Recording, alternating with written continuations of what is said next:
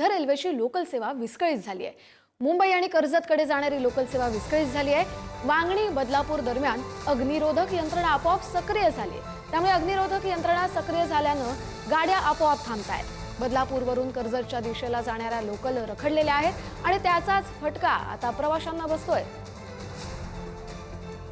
स्वप्नील पाटील आपले प्रतिनिधी आपल्यासोबत जोडले गेलेले आहेत। स्वप्नील, सध्याची काय परिस्थिती आहे?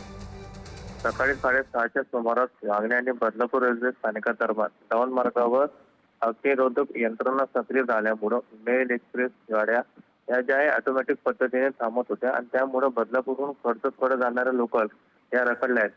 त्याचाच परिणाम अप दिशेकडील वाहतुकीवरही पडलेला आहे। दोन्ही दिशेकडील वाहतूक खोळंबल्यामुळे कामावर जाणाऱ्या प्रवाशांना याचा फटका बसलाय।